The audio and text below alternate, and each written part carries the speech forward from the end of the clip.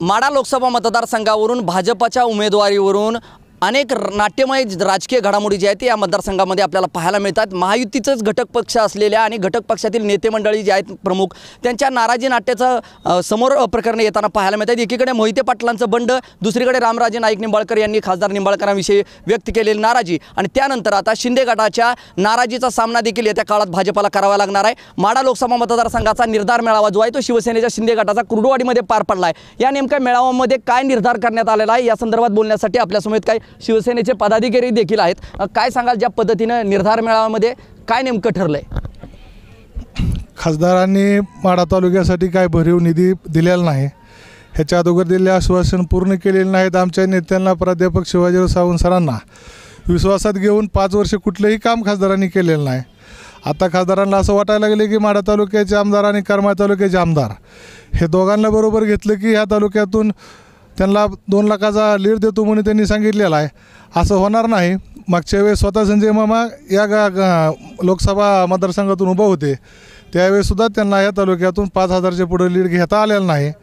पहिली मिटिंग ही वाकावला आदरणीय आमचे नेते सावंत सरांच्या बंगल्यावर झाली। खासदार साहेबांना त्यावेळेस या तालुक्यात कोणी पहिल्यांदा पाऊलचा टाकून देत नव्हतं आणि ती पाऊल हिथं रुजवायचं काम आदरणीय आमचे नेते प्राध्यापक शिवाजीराव सावंत सरांनी केलेलं होतं। आता खासदारांनी सरांनी विश्वासात जर घेतलं तर आम्ही जो आदेश सरांचा येईल त्या आदेशाप्रमाणे काम करणारच आहोत, पण जो आदेश आम्हाला आमच्या नेत्याचा येईल तोपर्यंत आमचा हा खासदारांना विरोधच राहणार आहे। आपल्या समेत काही महिला पदाधिकारी आहेत, काय सांगाल ज्या पद्धतीने एकीकडे काय निर्धार या मेळाव्यातून करण्यात आला शिवसेना? निर्धार म्हणजे गेल्या 5 वर्षामध्ये आम्ही होम टू आणि गाव टू गाव प्रचार केला होता निंबाळकर साहेबांचा आणि त्याच्यानंतर 5 वर्ष उलटल्यानंतर त्यांनी कुणाकडेच पाहिलं नाही, त्या 5 वर्षात पाहिलं नाही आणि आता जे फोन कॉल चालू झालेत, आमच्या मीटिंग चालू झाल्यात की आम्हाला भेटायचं आहे, आम्हाला बोलायचं आहे। मग त्या 5 वर्षात काय झालं की आमच्या कुठल्या महिला पदाधिकाऱ्याला विचारात घेतलं नाही, त्यांना बोलवण्यात आलं नाही तुमची कामं काय आहेत, तुमच्या अडचणी काय आहेत। जो जनसामान्यामध्ये उतरून काम करणारा नेता असतो तोच यशाच्या शिखरापर्यंत पोहोचतो। जसे आपले महाराष्ट्र राज्याचे लाडके मुख्यमंत्री माननीय एकनाथ साहेब शिंदे त्यांनी जसा संघर्ष केलेला आहे, त्याचप्रमाणे माझं असं म्हणणं आहे की तुम्ही जर मताची अपेक्षा आमच्याकडून करता आहात तर त्यासाठी तेवढ्या 5 वर्षामध्ये एकदा तरी तुम्ही डोकावून आपल्या ह्या मतदारसंघामध्ये पाहायचं होतं की नक्की जो माझा मतदार आहे तो कुठल्या अडचणीत आहे। बस आता आम्हाला एवढंच पाहिजे, जे आमच्या जिल्ह्याचे आधारवड आहेत शिवाजी सावंत सर ते जे सांगतील तो निर्णय आम्ही घेऊ। आमचे सगळे शिवसैनिक, सगळे महिला आघाडी, सगळे युवासेना त्यांच्या पाठीमागे खंबीरपणे आम्ही सदैव साथ देत उभे आहोत। काय नेमका इशारा काय समजायचा शिवसेनेचा आज? आता इतक्या दिवसात जो बघतोय आपण की खासदार येतात, एखाद्या गोरगरीब कार्यकर्त्याच्या घरी खासदार गेलेले होते इतक्या दिवसात, पण आता सध्याला त्यांना वेळ नाही की एखाद्या गोरगरीब कार्यकर्त्याच्या भेटावं, त्याची भेट घ्यावी अथवा काय करावं, कार्यकर्त्यांना संवाद साधावा।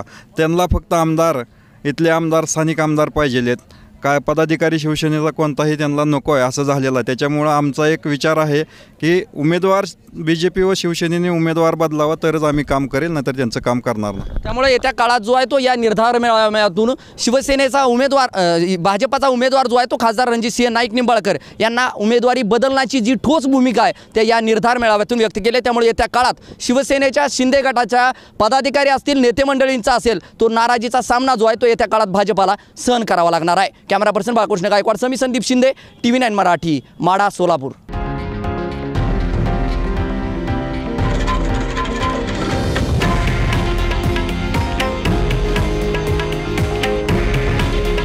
हे आहे देशातील नंबर 1 न्यूज नेटवर्क आणि आपण पाहत आहात TV9 मराठी। काळजी तुमची, हित महाराष्ट्राचं।